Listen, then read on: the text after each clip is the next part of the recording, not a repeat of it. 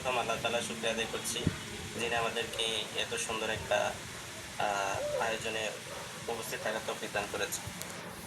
তো বেশি কথা বলবো না, শুধু এতটুকু বলবো মার্কাজুল চৌধুরী ইসলাম সম্পর্কে। আমি 2023 সালে আলিম শেষ করার পর দারুন নাজাত থেকে মানে কোথায় ছোটবেলায় স্বপ্ন ছিল যে বাইরে পড়াশোনা করবো।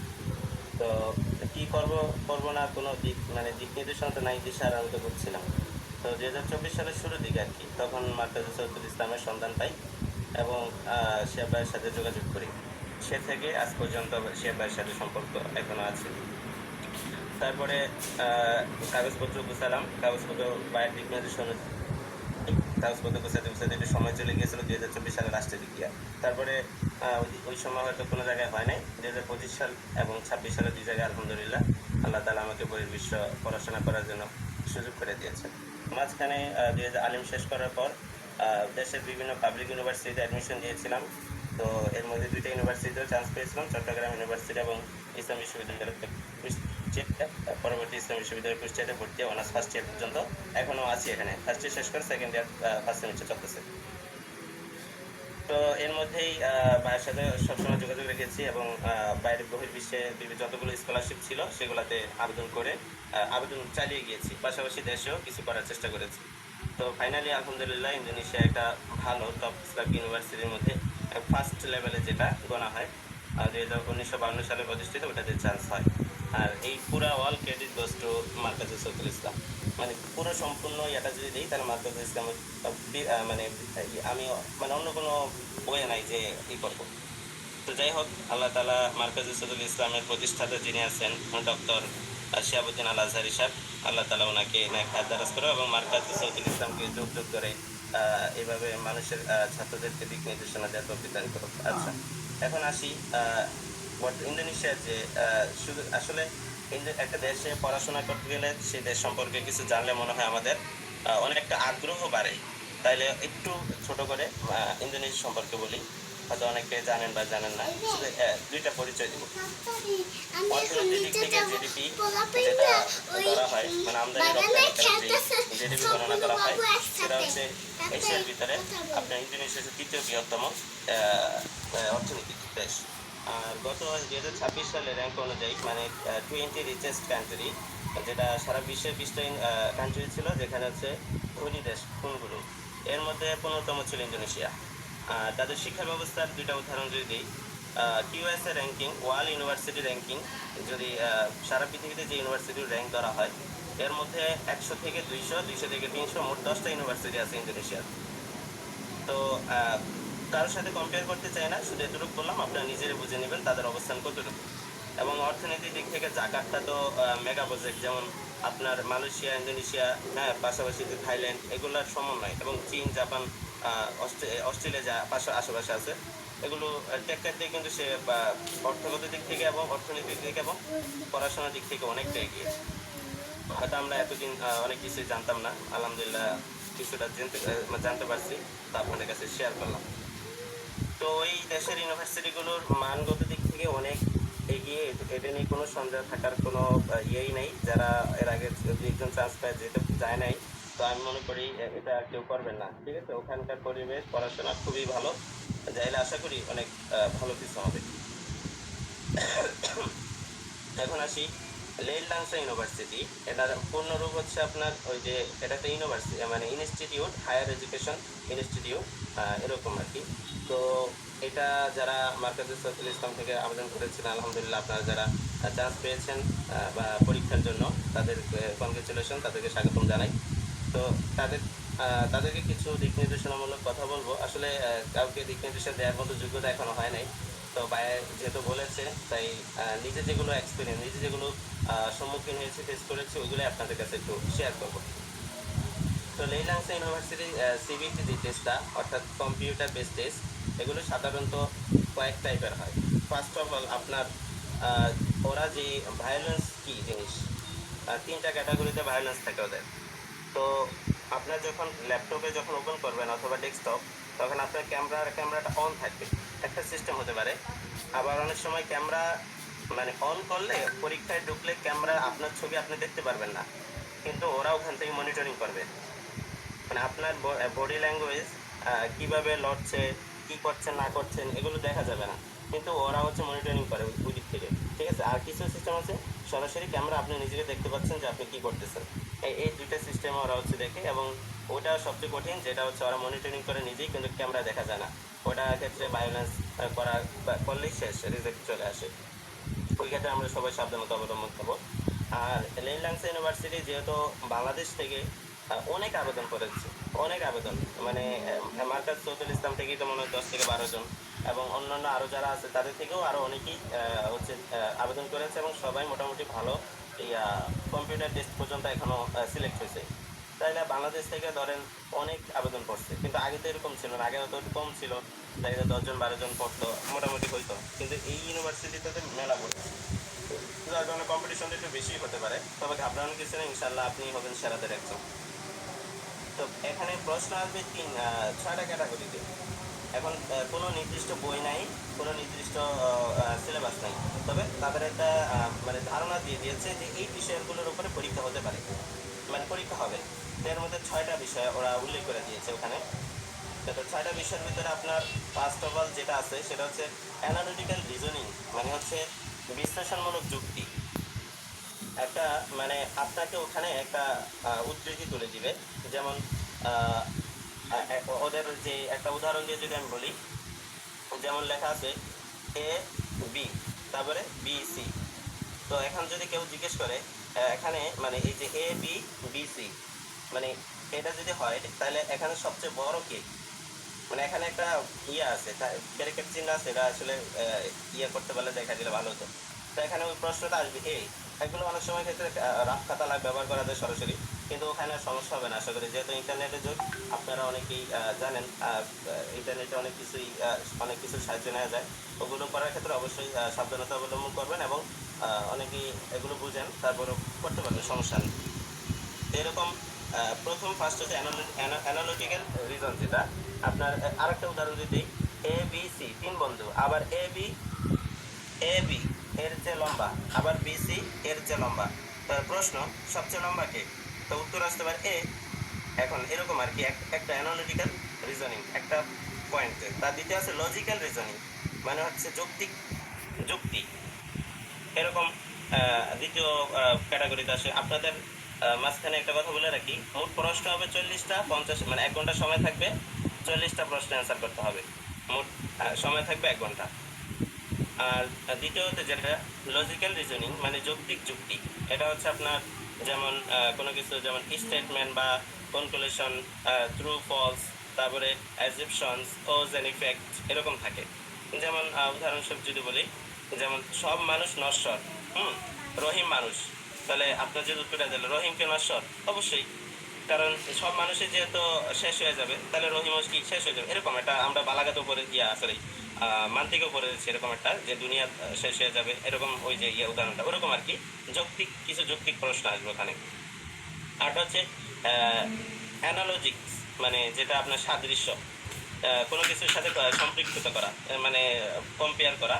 যেমন উদাহরণ যদি দিই, দুইটি জিনিসের সম্পর্কে বুঝে একই সম্পর্কে উত্তর দিতে হবে। যেমন আমি উদাহরণ দিয়ে বলি, বার্ড মানে হচ্ছে পাখি, ফ্লাই মানে উড়া, ফিশ মানে হচ্ছে মাছ যেটা চলে আর কি, চলন্ত। তাহলে আপনার দুইটার সাথে যদি কম্পেয়ার মানে সম্পর্ক করেন, তাহলে এখানে কি হয় যে উড়া, পাখি উড়ে, ফ্লাই মানে উড়া, তো দুইটার সাথে একটা সম্পর্ক আছে না? তাহলে এরকম কিছু প্রশ্ন আসবে যখন দুইটা সম্পর্ক বুঝাবে, তখন আপনি বাদ দিবেন। হ্যাঁ, যে এখানে বাদ হবে মানে পাখি হবে, পাখি তো উড়ে, এরকম আর কি। তারপরে এখানে আরেকটা উদাহরণ যদি দিই, যেমন আছে হলো এ মানে ওয়াক কথা হাঁটা, সুইম অর্থ হচ্ছে সাঁতার কাটা, জাম্প হচ্ছে আপনার লাফ দেওয়া বা জাম্পিং করা, রান হচ্ছে দৌড়ানো।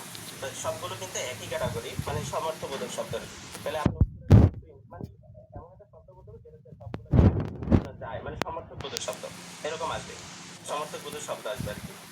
তারপরে আপনার চতুর্থম আসবে এরিথমেটিক টেস্ট, গাণিতিক দক্ষতা। ওদের হচ্ছে এই বিষয়টা একটু কঠিন হয়ে যায়, কারণ আমাদের গণিতের সাথে ওদের গণিতটা একটু ডিফারেন্ট আর কি। তো ঘাবড়ানোর কিছু নেই, আপনারা ইনশাল্লাহ পারবেন। আপনারা অন্যান্য বিষয় আছে যেগুলোর সাথে আপনারা সম্পৃক্ত আছেন, ওগুলা থেকে সাহায্য নিতে পারবেন। এক্ষেত্রে মানে আপনাদেরকে সরাসরি বলছি না, আশা করি বুঝে নেবেন। তো এখানে হচ্ছে আপনার গাণিতিক বিষয়গুলো থাকবে, আপনার এই যে 9-10-এর, তারপরে হচ্ছে ইন্টারের খুব বেশি একটা দেয় না, সহজই দেয়। 9-10-এর মোটামুটি যারা টুকটাক গণিত পারেন তাদের জন্য সমস্যা নেই। আর পরীক্ষাটা হবে অবশ্যই ইংরেজিতে হবে, মানে এখানে যেহেতু ইন্টারন্যাশনাল, তো মানে বিভিন্ন রাষ্ট্রের ছাত্র থাকবে, এই জন্য সবাইকে ওই ইংরেজিতে দিতে হবে, অন্য কোনো ভাষায় হবে না। তো এরকম গাণিতিক বিষয় থাকবে। আর একটা হচ্ছে কম্পারিজম কোয়েশ্চেন, তুলনামূলক প্রশ্ন, যেমন আপনার 2 বা ততোধিক সংখ্যা রাশি তুলনা করতে হয়, এরকম আর কি। যেমন উদাহরণস্বরূপ কোনটি বড়, হ্যাঁ 1 নাকি 3 নাকি 4, 0 নাকি 8, এগুলো তো সহজ, এগুলো বুঝবেন। আর হচ্ছে জিওমেট্রিক কোয়েশ্চেন, মানে জ্যামিতি, যেমন মৌলিক জ্যামিতি প্রশ্ন থাকবে। এই যেগুলো বলতেছে এগুলো ওই যে ওদের ওয়েবসাইটে ঢুকলেই, ওই যে আপনাদের যে লিঙ্ক দিছে, লিঙ্কে ঢুকলেই কিন্তু পেয়ে যাবেন। ওখানে তার ফ্রি ট্রায়াল দেওয়ার একটা অপশন আছে। ফ্রি ট্রায়াল মানে আগে থেকে আপনি কিছু প্রস্তুতির জন্য ওখানে দিতে পারবেন, এরকম ফ্রি ট্রায়ালের একটা অপশন আছে, ওখানে ঢুকলে আপনারা এগুলো অনেক পেয়ে যাবেন। তো জিওমেট্রিক কোশ্চেন থাকবে, যেটা হচ্ছে যেমন ত্রিভুজ, বৃত্ত, আয়তন ক্ষেত্র, ক্ষেত্রফল, পরিসীমা, কোণ, এগুলো আর কি। এগুলো থেকে একটু প্রশ্ন আসবে আর কি। আর আপনাদের 40টা প্রশ্ন, তো হয়তো ধরেন এই 6টা বিষয় থেকে কত, কোনটা থেকে 4টা, কোনটা থেকে 5টা, কোনটা থেকে 6টা, অথবা কোনটা থেকে একটা, খুব বেশি না। আমি তো যতগুলো এই পর্যন্ত দিয়েছি সবগুলাতে প্রায় 80 মার্ক, 70 মার্কের পরীক্ষা হতো। 50 মার্ক এরকম অ্যানালিটিক্যাল রিজনিং, তারপরে অ্যারিথমেট থাকতো 30টা, আর বাকিগুলো এরকম ইংলিশ গ্রামারের উপর থাকতো। ওগুলো অনেক হার্ড ছিল। তো আপনাদের অনেকটাই সহজ আছে ইনশাল্লাহ, আশা করি আপনাদের ক্ষেত্রে কোনো অসুবিধা হবে না। এবং ঘাবড়ানো কিছু নেই যে ভাবতে পারেন যে ভাই আমি অঙ্ক বুঝি না, ইংরেজি বুঝি না, কম পারি, আসলে এগুলো কিছুই না। আপনাদেরকে ইশারা দিয়ে আমি বুঝিয়ে দিয়েছি যে আপনারা কীভাবে সহযোগিতা নেবেন, এবং যেহেতু ইন্টারনেটের সময় আশা করি ওইগুলো বুঝবেন। এই ক্ষেত্রে অনেক ইন্টারনেটে সাথে সাথে সহযোগিতা নিলে আশা করি অনেকটাই হয়ে যাবে। আর বিষয় হলো যে যেহেতু আপনারা যদি কোনো ইসলামিক সাবজেক্টে চয়েস দেন, তাহলে আপনাদেরকে 2টা সিস্টেম হয়তো ওরা পড়াবে। যদি কোরআন ও হাদিস হয় তাহলে মনে হয় সম্ভবত ইন্দোনেশিয়া ভাষায় শেখানো হয়। তারপরে আপনি সাথে সাথে গিয়ে ক্লাস করতে পারবেন, বাকি ওরা শিখাবে 1 সেমিস্টার পর্যন্ত, হয়তো একটা ওদের ভাষাটা শিখাবে। তারপরে হচ্ছে আপনারা আস্তে আস্তে শিখে যাবেন পরিবেশের সাথে, ম্যাচিং হয়ে গেলে আর কোনো সমস্যা হবে না। আর কিছু সাবজেক্ট আছে যেগুলো ইংলিশেই পড়াবে, ওই ক্ষেত্রে আপনার ইংরেজিতেই মানে যাওয়ার পরেই অটোমেটিক পরিবেশের সাথে থাকে শিখে যাবেন। আর কিছু যে সাবজেক্ট আছে কোরআন হাদিস, ওগুলো আবার আরবিতেও পড়ায়, ওদের ভাষাও পড়ায়, মানে 2 ভাষা মিক্স করে পড়ায়। তো দেখা যায় ওই ক্ষেত্রে আপনার আরবি তো সহজ জানেনি, আর ওদের টুকটাক ভাষাটা এটা ওই যাওয়ার পরেই ওরা শিখাবে, আর ওদের কথা বলতে একেবারে সহজ, এবং ওদের ভাষাটা খুবই সহজ। আমাদের ক্ষেত্রে তো আমি তুমি সে আলাদা আলাদা বলতে হয়, ওদের একটা শব্দ দিয়ে সব হয়ে যায়। তো এরকম আর কি, অনেকটা সহজ আছে। তো কম্পিউটার টেস্টের ক্ষেত্রে এই সিলেবাসের মধ্যে এই কটা সিলেবাস আছে। আমি হচ্ছে আপনাদেরকে প্রয়োজনে ওই ভাইয়ের গ্রুপে বাইক কাছে দিয়ে দিব না সিলেবাস, যে বিষয়গুলো ওগুলো হচ্ছে ভাই শেয়ার করে দিব না, তখন আপনারা একটু ভালো করে দেখে নিতে পারবেন, আর সহজ হবে। হয়তো বলেছি মাথার উপরে যেতে পারে, বাকি দিয়ে দিলে আশা করি অনেকটা আপনাদের ক্লিয়ার হয়ে যাবে। আর ওখানে চান্স পাওয়ার পর আপনাদের যেমন কোটা থাকে, বাংলাদেশ থেকে তো অনেক আবেদন করছে, তো তাদেরকে একটা নির্দিষ্ট পরিমাণ থাকে। তো আপনাদের এই কি বলে এখানে পরীক্ষা হবে, টেস্টের পরে আপনাদের আরেকটা রাউন্ড হবে, সেটা হচ্ছে ইন্টারভিউ। তো এই রাউন্ডে চান্স হওয়ার পর এখান থেকে অনেককে বাদ করবে। তো তারপরে হচ্ছে ইন্টারভিউর জন্য মেল পাবে। তো যারা ইন্টারভিউর জন্য মেল পাবে সেখান থেকেও কিছু বাদ করবে। তো ফাইনালি মানে কিছু নিবার আর কি। তো ঘাবড়ানো কিছু নেই, ইনশাল্লাহ আশা করি আপনি সেরাদের একজন থাকবেন, হবেন। সেই চেষ্টা, সেই দোয়া করে আল্লাহ তাআলা আমাদেরকে তৌফিক দান করুন। আমিন। অসংখ্য ধন্যবাদ নাজমুল হোসেনকে। অনেক গুরুত্বপূর্ণ কিছু তথ্য শেয়ার করছেন। যারা ইন্দোনেশিয়া আগামী 10ই আগস্ট কম্পিউটার বেসড পরীক্ষায় অংশগ্রহণ করবেন টেস্ট, তো আশা করি তারপরও যাবতীয় দিক নির্দেশনা 10 তারিখের আগ পর্যন্ত ইনশাআল্লাহ আপনারা গ্রুপে পাইবেন। আমি যে পিডিএফগুলোর কথা বলছে সিলেবাস সংক্রান্ত বিষয়ে, এগুলো আপনাদেরকে দিয়ে দিব। তো আপনারা সবসময় যোগাযোগ রক্ষা করবেন, আর নাজমুল হোসেনের জন্য দোয়া করবেন। ও খেদমত করতেছে আলহামদুলিল্লাহ, ছাত্রদের কল্যাণে অনেক উপকার করতেছেন, অনেক সেবা করতেছেন দেখতেছি। আল্লাহ তাআলা সবার খেদমত কবুল করুক। আর কিছুদিন পূর্বে ওই যিনি ভাইবা পরীক্ষায় অংশগ্রহণ করছিলেন আমাদের আরেক শিক্ষার্থী আছেন মার্কাজ সৌতুল ইসলামের 46তম বেচের। তো আমি ভাইকে বলবো সংক্ষেপে 2-3 মিনিটে আপনার ভাইবা পরীক্ষার অভিজ্ঞতাটা একটু শেয়ার করবেন। ফরহাদ আবরার ভাই, যিনি 46তম বেচের শিক্ষার্থী মার্কাজ সৌতুল ইসলামের, তিনিও ইন্দোনেশিয়ার একটা ইউনিভার্সিটিতে চূড়ান্তভাবে নির্বাচিত হয়েছেন। জি ফরহাদ ভাই। আসসালামু আলাইকুম রহমতুল্লাহ। ওয়ালাইকুম আসসালাম রহমতুল্লাহ। আমি আশা করি সবাই ভালো আছেন। আমি আলহামদুলিল্লাহ ভালো আছি। আমি একটু বাইরে আছি, তো আসি রাস্তার পাশে দাঁড়াই 2 মিনিটে সংক্ষেপে একটু করলেন, সমস্যা নেই। জি, আমি ওই ইউনিভার্সিটি অফ বেঙ্গলোর থেকে ভাইবা দিয়েছি। ওখানে এরকম পরীক্ষা হয় না, ডিরেক্ট ভাইবার মেল দিয়েছিল, ভাইবা দিছি। তো ভাইবা সম্পর্কে আমাদের এই যে নাজমুল ভাই উপরে বলছে, নাজমুল ভাই আমাকে অনেক হেল্প করছিল, অনেকই হেল্প করছিল। আপনি আপনার মাধ্যমে নাজমুল ভাইয়ের আর কি যোগাযোগের মাধ্যম হয়। তো নাজমুল ভাই আমাকে কিছু প্রশ্ন দিছিল যে এইসব প্রশ্নগুলো আসতে পারে। সো ওই ভাইবার ভিতরে ওই প্রশ্নগুলাই আসছিল, তো দুই একটা আর কি বাইরে থেকে আসছিল। আমি ওই যে গ্রুপে দিয়ে দিছি কিছু প্রশ্ন দিছি, তো দিয়ে দিছি, ওগুলো দেখলে যে আর নাজমুল থেকে ই করবো ইনশাআল্লাহ। এটাই আর আলহামদুলিল্লাহ মার্কাজ সৌদিনা আমি প্রথমত আমি শিয়া ভাইয়ের ওনার কৃতজ্ঞতা কীভাবে যে জ্ঞাপন করবো বলার ভাষা বলতে পারছি না। আমি কমি মাদ্রাসা ব্যাকগ্রাউন্ডের, তারপর ওনার পরামর্শে আর কি জেনারেল আসা, তারপরে ওনার মাধ্যমে আর কি এ পর্যন্ত আসা। আমি সৌদি আরবেও মেল পেয়েছিলাম ওনার মাধ্যমে আবেদন করে। তো ইন্টারভিউ দেওয়ার পরে এখন পর্যন্ত কোনো রেজাল্ট আসে নাই আলহামদুলিল্লাহ। তারপর ওনার পরামর্শে এখানে ইউনিভার্সিটি বেঙ্গলোর ইন্দোনেশিয়াতে অ্যাপ্লাই করছি। তারপর ওখান থেকে ভাইবার মেল আসার পরে ফাইনাল সিলেকশন আসছে আলহামদুলিল্লাহ। তো এটাই আর কি।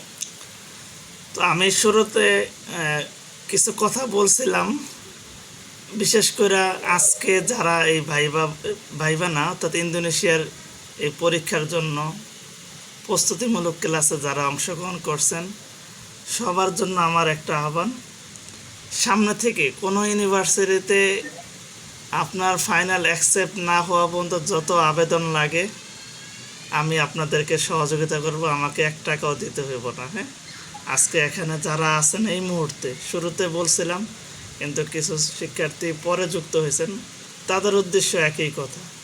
আজকের এই অনুষ্ঠানে যারা যুক্ত আছেন যে কোনো আবেদন আমি আপনাদের করে দেব ইনশাআল্লাহ, যতদিন পর্যন্ত কোনো ইউনিভার্সিটি সিলেক্ট না হন। আপনি যেদিন সিলেক্ট হইবেন ওই দিন পর্যন্ত এবং ওখানে যাওয়া পর্যন্ত এই সেবা পাইবেন ইনশাআল্লাহ।